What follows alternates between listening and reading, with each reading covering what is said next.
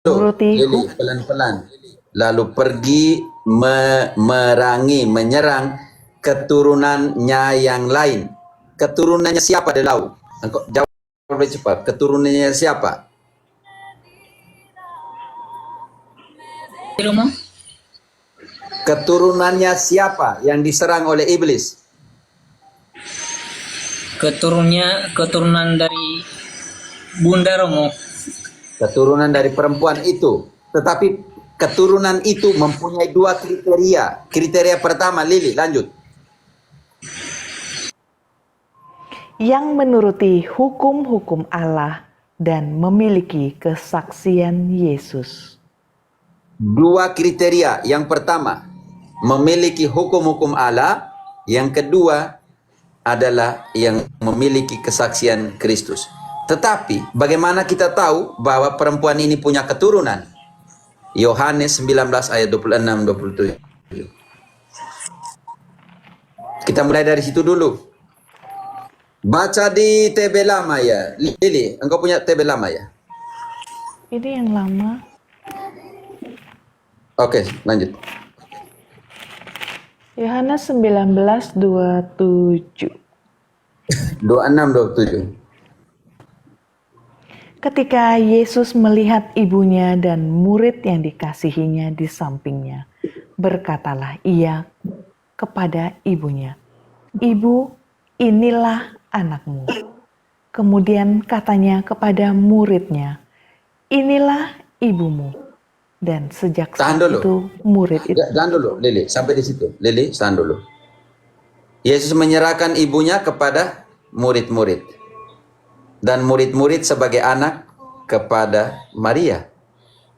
Karena menurut kultur Yahudi, jika seseorang meninggal dan dia adalah keturunan terakhir atau tidak punya keturunan yang lain, anak tunggal, dia harus menyerahkan ibunya kepada orang lain supaya dijauhi dari namanya hukum persepuluhan.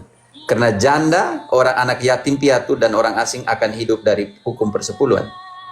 Tergantung kepada pemberian orang. Itu konsep pertama. Yang kedua, sangat teologis. Karena Maria tidak punya anak yang lain, maka Yesus menyerahkan, menggenapi keturunan perempuan itu dengan cara seperti apa? Menyerahkan ibunya kepada para rasul. Ayat 27 dibaca ulang. Kemudian katanya kepada muridnya, "Inilah ibumu." Dan sejak saat itu murid itu... Tahan dulu. Oke, sebentar dulu. Dan ini penting kata kunci. Kekristenan yang sejati, pengikut Kristus yang sejati harus melakukan semua yang diperintahkan Yesus. Membawa ibunya ke rumah. Oke, baca kembali. Dan sejak saat itu, murid itu menerima dia di dalam rumahnya. Bagaimana kekristenan, protestantisme dalam pengertian ini menerima Maria di rumah mereka? Pertanyaan sangat besar. Karena sudah bawa ke rumah, maka dengan sendirinya kita jadi anaknya. Dan dia jadi ibunya, ibu kita. Karena itu, keturunan perempuan ini akan dimusuh. Yang pertama punya dua kriteria. Yang memiliki hukum-hukum Allah, yang kedua menjadi saksi Kristus. Kisah 1 ayat 2. Kisah 1 ayat 2. Teman-teman, di situ tidak bilang ibu rohani, ibu jasmani, ibu, mama. Kisah 1 ayat 2 sampai Kriteria pada pertama, ini punya kriteria yang jadi keturunan perempuan itu, yang pertama harus memiliki hukum-hukum Allah. Maka kepada siapa Yesus menyerahkan perintah atau hukumnya? Silakan. Sampai pada hari ia terangkat. Sebelum itu ia telah memberi perintahnya kepada Sebelum itu ia telah memberi perintahnya oleh Roh Kudus kepada rasul-rasul yang dipilihnya. Oke, yang pertama perintah, yang memiliki perintah-perintah Allah. Untuk memiliki, maka dia harus menyerahkan perintahnya. Yang kedua, kriteria kedua menjadi keturunan perempuan ini adalah saksi Kristus. Ayat 8-nya. tetapi kamu akan menerima kuasa kalau Roh Kudus turun ke atas kamu, dan kamu akan menjadi saksiku di Yerusalem dan di seluruh Yudea dan Samaria dan sampai ke ujung bumi. Delau.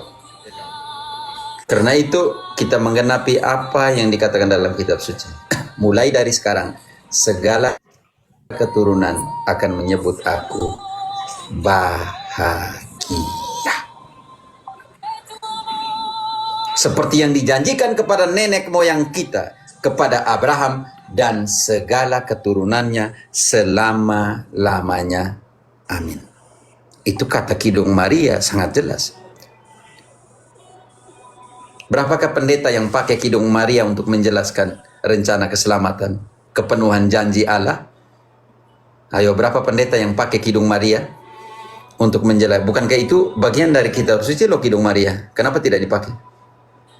Apakah ini tidak dilakukan oleh Lukas yang melakukan penelitian secara spesial, saksama tentang apa yang akan dia tulis pada saat itu? Di dalam ketika Lukas 1 ayat 1 sampai 4, Lukas mengatakan bahwa saya harus mewawancari para saksi secara saksama. Apakah yang ditulis oleh Lukas secara saksama ini adalah kebingungan dan tidak digunakan oleh para pendeta untuk menjelaskan kepada jemaatnya tentang kidung berbahagia dari Maria ini? Kalau begitu, Lukas yang tulis itu tidak dibuat secara saksama. Lukas 1 ayat 1 sampai 4. Hasil apa sebelum Lukas menulis itu? Dia harus buat apa? Lili. Lukas 1, 1 sampai dengan 4. Theophilus yang mulia, banyak orang telah berusaha menyusun suatu berita tentang peristiwa-peristiwa yang telah terjadi di antara kita, seperti yang disampaikan kepada kita oleh mereka yang dari semula adalah saksi mata dan pelayan firman. Lili, tahan. Yang sejak semula telah memberitahukannya kepada kita. Mereka adalah saksi-saksi. Artinya Lukas ditulis dalam sebuah wawancara kepada para saksi. Makanya Injil Lukas omong tentang Maria itu sangat indah. Karena dia sendiri harus mewawancarai siapa yang menjadi saksi pada saat itu. Gabriel datang kepada Maria, siapa yang jadi saksi Delau? Maria. Maka apa yang dilakukan Lukas? Wawancara kepada para saksi. Lanjut, Lili.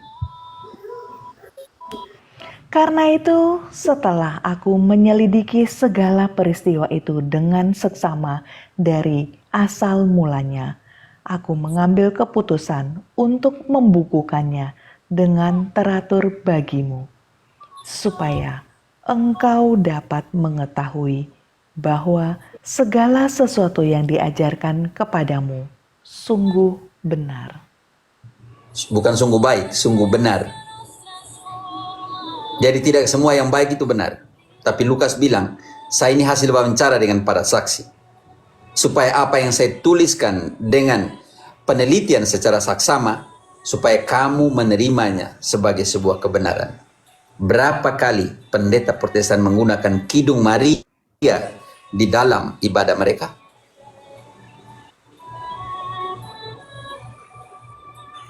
Nggak ada. Bagaimana? Berapa kali pendeta mengatakan kualitas Maria di dalam rencana keselamatan? Mereka, kayaknya setahu saya Romo ya, mereka dari pendeta Protestan ini nggak ada menceritakan. Mereka melupakan Bunda Maria yang melahirkan firman. Malaikat Allah menyuruh malaikat untuk pergi mengunjungi spesial orang yang punya rahmat. Yang tadi dalam 2 Makabe 2 ayat 8 yang menurut doa Salomon, tempat itu harus dikuduskan secara istimewa. Bagaimana omong Kristus tanpa Mariologi? Bagaimana pada saat itu Maria bilang, saya tidak terima. Bagaimana pada Maria pada saat itu bilang, dia tidak katakan, aku ini hamba Tuhan, terjadi pada kau menurut kehendak-Mu. Bayangkan semua itu. Apa nasib Protestantisme tanpa Katolik? Apa nasib para pendeta yang menggunakan kitab suci Perjanjian Baru tanpa dikanonkan oleh gereja Katolik?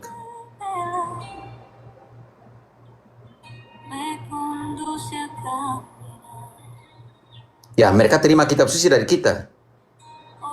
Makanya ketika dia tanya, kamu dapat dari mana kitab suci? Ya, dari pendahulu saya. Tapi tanya pendahulumu, siapa yang diambil dari mana kitab suci? Ketika Martin Luther keluar dan bawa 27 kitab suci Perjanjian Baru. Di manakah Protestantisme mengkanonkan 27 kitab suci Perjanjian Baru? Di manakah dalam kitab suci mengatakan bahwa Perjanjian Baru harus 27 kitab?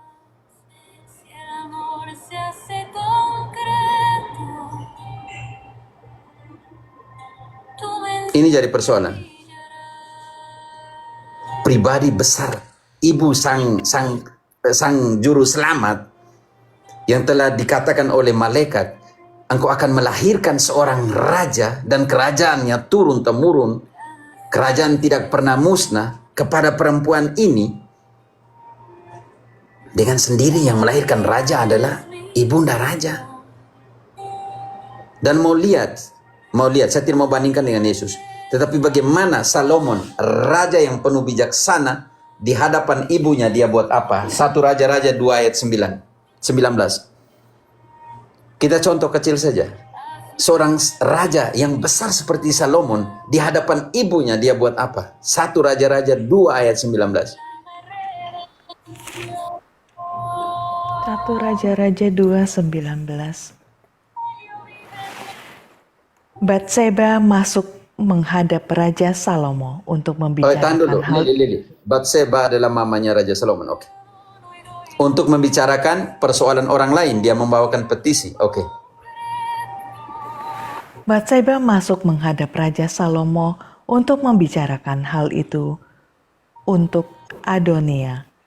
Lalu bangkitlah raja, mendapatkannya serta tunduk menyembah kepadanya. Kemudian duduklah ia di atas tahtanya dan ia menyuruh meletakkan kursi untuk bunda raja. Lalu perempuan itu duduk di sebelah kanannya. Tunduk menyembah ibunya. Raja Salomon yang besar itu.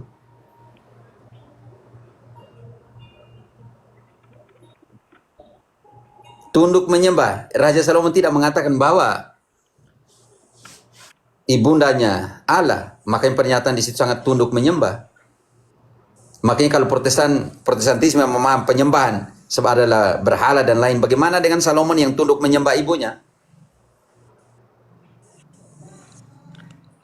Makanya itu di Katolik ada dua terminologi yang sangat berbeda.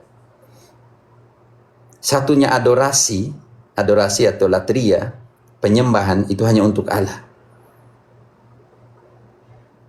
Sedangkan untuk para kudus dan Maria yang namanya dulia. Dulia artinya penghormatan dengan cinta yang ikhlas, yang penuh. Seperti kita kepada orang tua kita.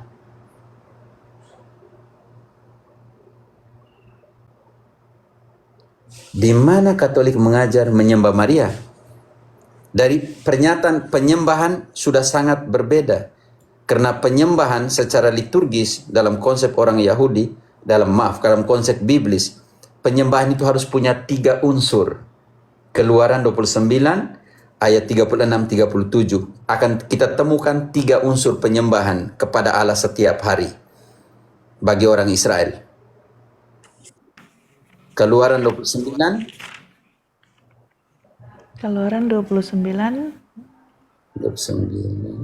ayat 37 36-37.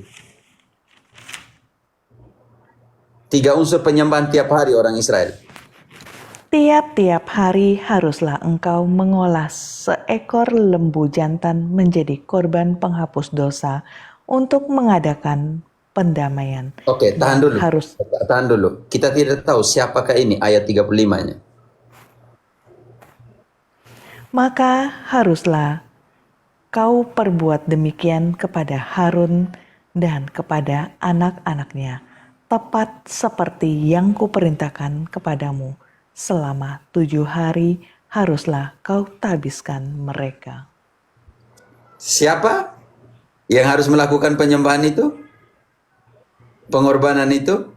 Yang pertama imam, yang kedua korban, dan yang ketiga ayat 37-nya. 7 hari lamanya haruslah engkau mengadakan pendamaian bagi mezbah itu. Haruslah engkau menguduskannya, maka mezbah itu akan menjadi maha kudus. Setiap orang yang kena kepada mezbah itu akan menjadi kudus.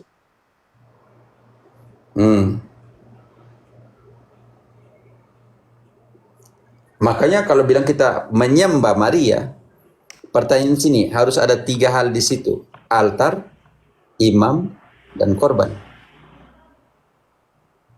Kalau kita menyembah Maria, mana altarnya, mana imam yang melakukannya, dan mana korban? Itu kriteria penyembahan, adorasi. Makanya sublime dari adorasi Katolik itu ada di Ekaristi, karena dia ada di sana. Allah yang disembah ada di sana.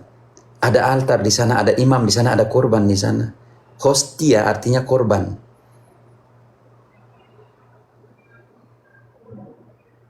Ini penting sekali dipahami. Oke Delau, jadi jika pertanyaanmu menyembah Maria, tapi pertanyaan kita kepada mereka, mana altarnya, mana imamnya, mana korbannya? Terima kasih Tapi- Romo. Memang tapi, sekarang Romo- sih susah menjelaskan sama mereka Romo. Mereka tuh tidak berterima gitu. Memang sudah buta Romo. Mereka pakai ayat tafsir udah gitu aja mereka Romo. Tanpa tahu dasar. Untuk mereka Paulus sudah mengatakan itu. Baca dulu Titus 3 ayat 9 sampai 11. Konsentrasi di ayat 10 11. Untuk mereka yang sudah kita jelaskan berulang kali ya, Paulus sudah bilang kok.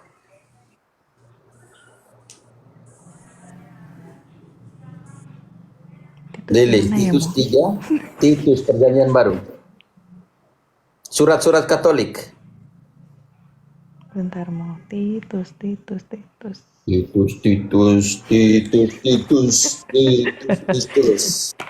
Sudah belum? Belum. Aduh, Timoteus, Tesalonika 1, Tesalonika 2, Timoteus 1, Timoteus 2, ada setelah Oh Timoteus iya, paling bawah. Ya. Setelah Titus 3, 10, 13. Ini ada ketemu. 3 ayat 9 sampai 11. Iya. Iya, udah ketemu.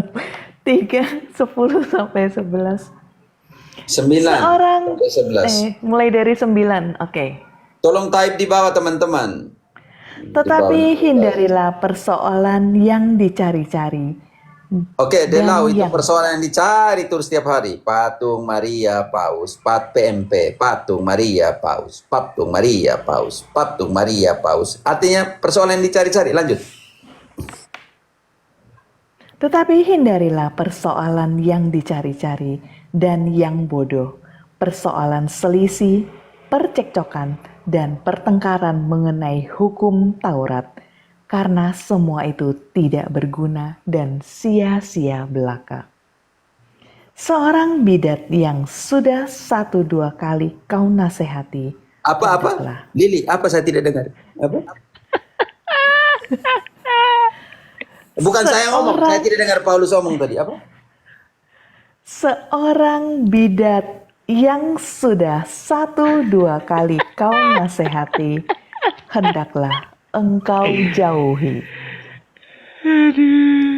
Engkau tahu bahwa orang yang semacam itu benar-benar sesat dan dengan dosanya menghukum dirinya sendiri.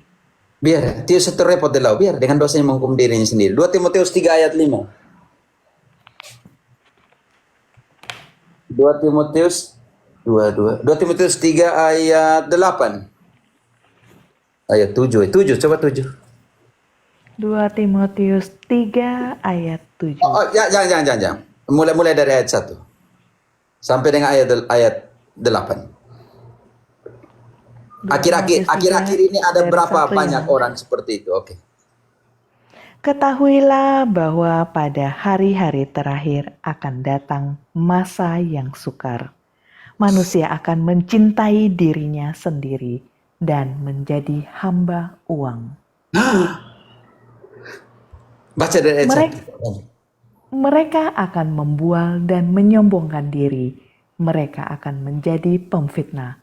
Mereka akan berontak terhadap orang tua dan tidak tahu berterima kasih, tidak mempedulikan agama, tidak tahu mengasihi, tidak mau berdamai, suka menjelekkan orang, tidak dapat mengekang diri, garang, tidak suka yang baik, suka mengkhianat, tidak berpikir panjang, berlagak tahu, lebih menuruti hawa nafsu daripada menuruti Allah. Secara lahiriah mereka menjalankan ibadah mereka, tetapi pada hakikatnya mereka memungkiri kekuatannya. Jauhilah Jauhilah itu. mereka untuk memuaskan semuanya itu 2 Timotius 4 ayat 3. Apa yang mereka buat? 2 Timotius Yang ajar benar mereka tidak ikut. Mereka pergi cari orang yang karang cerita, dongeng-dongeng. Itu mereka lebih percaya. Itu Paulus sudah omong semua kepada uskup muda Timotius. Dari semua situasi dunia ini, mereka karang sendiri cerita. Supaya cari guru-guru yang tukang cerita, tukang dongeng untuk memuaskan hawa nafsu mereka. 2 Timotius 4 ayat 3. Karena akan datang waktunya, orang tidak dapat lagi menerima ajaran sehat. Tetapi mereka akan mengumpulkan guru-guru menurut kehendaknya untuk memuaskan Haleluya. keinginan Carilah telinganya. pendeta inilah. Kalau pendeta yang kasih patah rantai, mereka pergi kasih patah rantai rame-rame. Kalau pendeta yang seperti ini, mereka pergi rame-rame di sini. Kalau pendeta yang kasih tato Bapak Uskup, mereka pergi rame-rame di sana. Bapak Paus kita punya. Kalau pendeta yang seperti mereka pergi ke sana. Jadi mereka tidak cari kebenaran. Cari guru-guru yang memuaskan hawa nafsu mereka, keinginan mereka dengan dongeng-dongeng. Baca kembali ayat itu. Karena akan datang waktunya, orang tidak dapat lagi menerima ajaran sehat, tetapi mereka akan mengumpulkan guru-guru menurut kehendaknya untuk memuaskan keinginan telinganya. Kembali. Apa? Kenapa? Kembali ayat itu sampai dengan ayat 4. Sampai ayat 4, oke. Mereka akan memalingkan telinganya dari kebenaran dan membukanya bagi dongeng. Begitu. Delay, begitu. Tidak lagi repot dengan ajaran yang benar. Yang penting memuaskan dongeng. Bahwa kalian telah ditentukan untuk selamat. Dipilih dan ditentukan jadi selamat. Luther dongeng ketika dia mengatakan, Pecca fortiter crede fortium. Berdosalah sepuas tenagamu, tetapi percayalah sepuas tenagamu, engkau sudah diselamatkan. Dongeng enak dong. Haleluya. Bisa berbuat cabul 1000 kali dalam sehari dengan percaya kamu sudah diselamatkan. Dongeng itu kan dongeng. Haleluya. Itu tidak dongeng. Dongeng. Bilang anaknya satu pendeta bilang, siapa ya? Tidak mau sebut nama, bilang, sebelum jam 2 besok kalian sudah masuk ke rekening. Di mana kitab suci bilang nanti masuk ke rekening? Ada tidak di sana? Tidak ada dalam kitab suci. Tuhan sendiri mengatakan kepada saya bahwa apapun besarnya, semampu kalian sebelum jam 2 siang besok sudah kamu transfer ke rekening. Di mana dalam kitab suci omong itu Charlie? Geren ya. Seperti itu ya. Tapi Romo kata Ibu Pendeta Romo, satu-satunya pembuka pintu surga adalah perpuluhan. Katanya begitu Romo. Di mana ayat itu? Udah buta mata uang gitu. Oh iya, saya bantu dulu ayatnya. Mereka selalu pakai. Oke, Maleakhi 3. Mulai baca dari ayat 5 selanjutnya. 5 jangan. 5 nanti kita baca untuk menghakimi. Untuk menghakimi konsep ini, oke. Sekarang dari 7 lah. Maleaki. Saya mau bantu engkau sedikit Tose. Ayat mana tadi? Maleaki. Siapa duluan? Charlie atau siapa yang dulu? Oh, ini yang bilang engkau bilang kutub langit ya. Apa namanya? Bahasa Indonesia. Maleaki berapa tadi Romo? Maleaki 3. Kitab-kitab lah. Ini yang selalu dipakai oleh langit. kitab-kitab langit. Oke. Selalu dipakai oleh mereka. Maleaki Maleaki 3 ayat 7 selanjutnya. Ayat 7. Aku baca Romo ya. Ya, silakan. Engkau baca karena engkau yang komen tadi.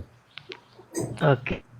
Sejak zaman nenek moyangmu, kamu telah menyimpang dari ketetapanku dan tidak memeliharanya. Kembalilah kepadaku, maka aku akan kembali kepadamu. Firman Tuhan semesta alam. Tetapi kamu berkata, dengan cara bagaimanakah kami harus kembali? Bolehkah manusia menipu Allah? Namun Oke. kamu menipu aku. Oke, sebentar, dosa. Charlie, engkau disandingkan ke TB2 menipu atau mencuri? Karena kata dasarnya mencuri. Yang menipu. Menipu, oke. Sekarang kita bandingkan interlineal. Sebelum masuk ke interlineal, teman-teman ada kitab suci perbanding. Itu penting sekali pembanding. Dia situ bukan menipu ya. Dia menggunakan kata mencuri. Keras banget katanya. Oke, saya ke interlineal. Coba ada komputer di depanmu, Charlie? Ada. Oke, masuk ke Maleaki 3. Tadi ayat 9. 8 ya. Ayat 9. Ayat 9. Oke. Ayat 9. Coba Maleaki, dia pakai kata menipu, dia tidak bisa kata menipu, dia kata mencuri sebenarnya. Coba. Ayat 8 kayaknya mau. Oh ya, ada 8. kayaknya. Yuk. Mencuri, rob ya. Mencuri, sebenarnya mencuri, bukan menipu. Tidak tahu kenapa diterjemahkan sebagai menipu. Mencuri, sadis loh kata itu. Makanya, ya, bentar saya besarkan teman-teman supaya kita lihat bahwa ternyata kadang itu. Lihat, kalian telah mencuri. Kalian telah mencuri. Garis bawah itu. Kita lanjut sebentar. Oke, lanjut sedikit dulu. Engkau tahan dulu di situ. Maleakinya mencuri. Oke. Silakan dibaca. Saya lanjut dikit. Selanjutnya. Bolehkah manusia mencuri ya Romo ya? Ya, sebenarnya mencuri. Bolehkah manusia mencuri Allah, namun kamu mencuri aku? Tetapi kamu berkata, dengan cara bagaimanakah kami mencuri engkau? Mengenai persembahan persepuluhan dan persembahan khusus, kamu telah kena kutuk. Tetapi kamu masih mencuri aku, ya kamu seluruh bangsa. Oke. Bawalah seluruh persembahan persepuluhan itu. Aduh, ada telepon nih, bentar. Oke, lanjut sedikit Charlie, engkau baca, lanjut sedikit. Bawalah Indonesia juga.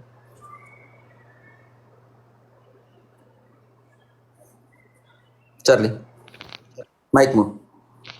Tadi ayatnya. Bawalah seluruh persepuluhan itu ke dalam rumah pembendaraan supaya ada persediaan makanan di baitku. Tahan dulu. Persepuluhan itu harus dibawa kepada rumah perbendaharaan. Di sana akan diterima oleh kaum Lewi. Ini penting sekali. Ketika kaum Lewi menerimanya, apa yang terjadi di sana? Kaum Lewi harus mendistribusikan kepada siapa saja, nanti akan kita lihat. Oke. Kepada Kohen Gadol itu 0, berapa persen, hampir 1%, itu kepada imam. Lalu nanti ada kepada 3 kelompok lagi. Supaya apa? Bawalah ke dalam rumah perbendaharanku di bait Allah supaya, lanjut.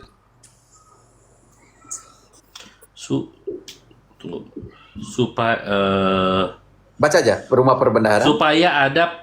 Supaya ada persediaan makanan di baitku. Ujilah aku, firman Tuhan semesta alam, apakah aku tidak akan membuka bagimu tingkap-tingkap langit dan mencurahkan berkat kepadamu sampai berkelimpahan. Oke, Charlie, tahan dulu di situ. Engkau taruh satu tahan di situ dulu sedikit dengan satu kertas. Kita lihat bahwa persepuluhan itu dibawa supaya selalu ada persediaan makanan di bait Allah. Ini penting sekali. Itu tugasnya, fungsi dari makanan, fungsi dari persepuluhan adalah supaya selalu tersedia makanan di baitku, di rumahku. Sekarang kita pertanyaan, kalau begitu untuk siapa? Ulangan 26 ayat 12-13. Untuk siapa? Contoh, tolong. Ulangan 26. Oke. Ayat 13, bukan? Ayat 12-13. 26. Oke.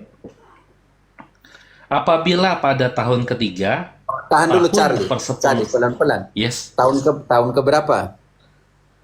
tahun ketiga. Nah, ini jadi soal. Jadi persepuluhan dibayar pada tahun ketiga. Tahun ketiga ini punya nama, yaitu tahun. Tahun persepuluhan. Lanjut. Engkau sudah selesai mengambil 1/10 dari segala hasil tanahmu. Garis bawah, Charlie Haruslah bilang penting sekali. Charlie bilang garis bawahi kata itu. Hasil tanahmu. Hasil apa? Tanahmu. Bukan hasil dompetmu, oke? Tanahmu. Kalau engkau tanam terigu, engkau harus bayar dengan terigu ke sana hasilnya. Kalau engkau tanam mangga, bayar mangga ke sana. Oke, lanjut sedikit. Bukan bayar, engkau mencuri, engkau mengembalikan. Oke, lanjut. Ya. Haruslah engkau memberikan kepada orang Lewi dan pendatang, anak yatim, dan janda, supaya mereka dapat makan di kotamu dan menjadi kenyang. Maka persepuluhan dalam Maleakhi yang digunakan ayat untuk bilang membuka katup-katup surga tadi seperti itu, langit itu artinya supaya ada makanan. Makanya ditegaskan dalam Ulangan supaya mereka selalu punya makanan. Ayat 13-nya. Engkau juga harus berkata di hadapan Tuhan Allahmu, aku telah mengeluarkan persembahan kudus itu dari rumahku dan memberikannya kepada orang Lewi dan pendatang, anak yatim dan janda, tepat seperti perintah yang telah kau berikan kepadaku. Tidak kulangkahi atau kulupakan apapun dari perintahmu itu. Oke, sekarang kembali ke Maleakhi. Artinya mereka yang tidak bayar persepuluhan hasil tanah dan hasil kebun, hasil binatang, ternak, maka mereka itu mencuri dari Allah. Itu bukan untuk Allah, melainkan untuk Lewi, yatim piatu, pendatang, yatim piatu dan janda. Dan ayat 5-nya dalam Maleakhi 3 ayat 5, di situ yang pertama. Yang pertama, Allah bilang, kalian mencuri, kalian dapat hukuman. Saya akan menutup langit ya. Tetapi Allah juga menghukum mereka yang mencuri dari janda, yatim piatu, dan orang asing di ayat 5-nya. Maleakhi. Saya bacakan ya. Yo. Aku akan datang ke dekatmu untuk menghakimi. Aku akan segera menjadi saksi terhadap tukang-tukang sihir, orang-orang yang berzina, dan orang-orang yang sumpah dusta, juga terhadap orang-orang yang menindas buruh upahan, janda dan anak yatim, serta mengabaikan hak orang asing tanpa takut kepadaku, firman Tuhan semesta alam. Jadi yang dihukum juga adalah mereka yang mencuri dari yatim piatu, dari janda dan anak dan pendatang. Makanya saya bilang di sini, maju kena, mundur juga apalagi lebih kena. Mau pakai bagaimana? Pakai aturan yang bukan untuk dia. Ini yang penting sekali. Oke, Dose yang tanya, kira-kira seperti itu Dose? Oke Romo, siap Romo. Makasih banget Romo. Tapi ngomong-ngomong Romo, kata Pak Pendeta MYM, Bunda Maria dan Orang Kudus itu sampah katanya lo Romo. Itu kan pendapat dia, pikiran dia. Mana ayatnya? Ya? Salve Roma, salve semuanya. Salve Maria Wuji. Saya ada videonya Tapi Romo. begini loh. Tapi di dalam ini Santo Paulus akan menjawab dia. Bantu dulu. Lili lagi keluar. Charlie atau siapa bantu dulu. 2 Timotius. Ya, ayat berapa mau? 2 Timotius 3 ayat 14. Berterima kasih kepada mereka yang mengajarkannya. Kepada 2 Timotius 3 ayat 2 14. Timotius. Oke, saya bacakan. Namun hendaklah engkau tetap berpegang pada kebenaran yang telah kau terima dan yakini, dengan selalu mengingat orang yang telah mengajarkannya kepadamu. Haleluya. Dengan selalu mengingat orang yang mengajarkan kebenaran itu kepadamu. Kebenaran itu dengan 2 cara, 15 dan 16. Diteruskan dengan 2 cara. Ingatlah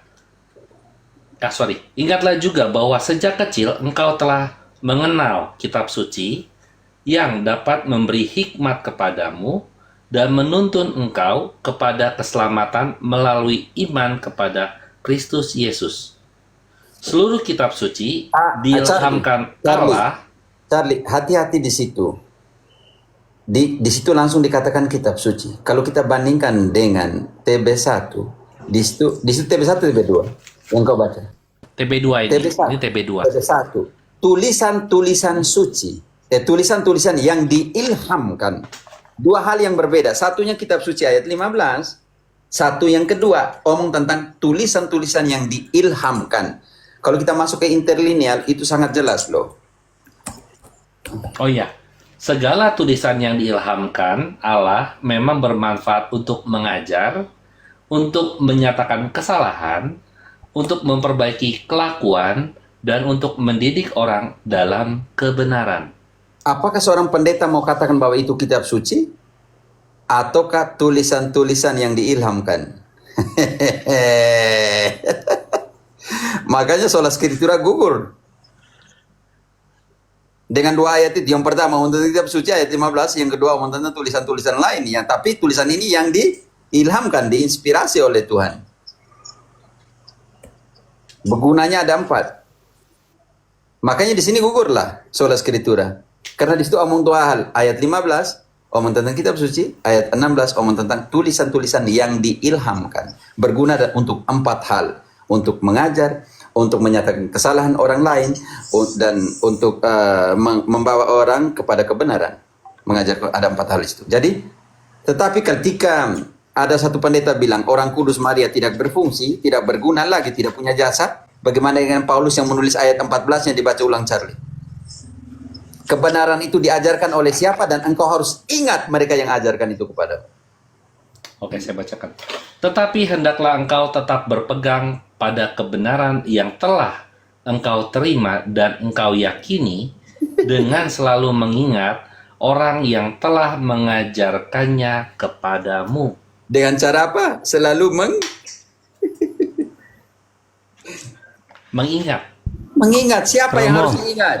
Siapa yang harus diingat? Ayo. Romo. Ya, Mau dengar gak apa? Ayat, siapa yang harus diingat? Yang menulis. Orang yang Mereka Mereka yang mengajar kepadamu. astaga. Petrus tidak tulis suratnya untuk mengajarkan kita sesuatu. Maria tidak Betul, mengajarkan Romo. kita ketika dia menyapa Elizabeth. Iya betul.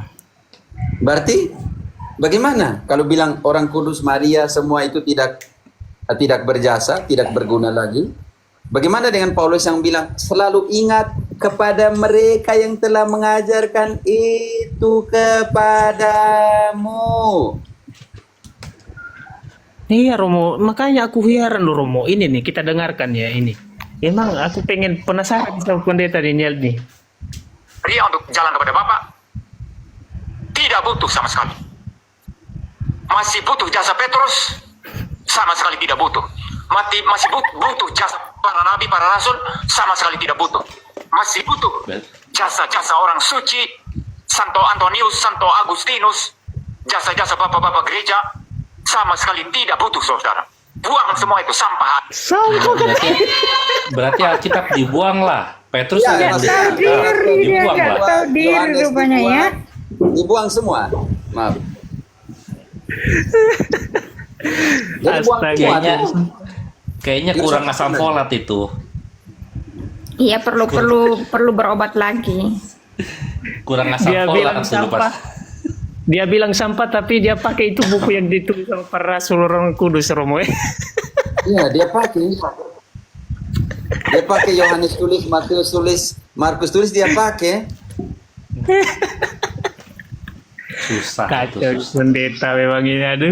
Makanya aku putuskan keluar saja, Romo. Nggak betah aku di situ. Di sana nih. Hati-hati ya. Bisa kasih panas dulu, Romo. Apa?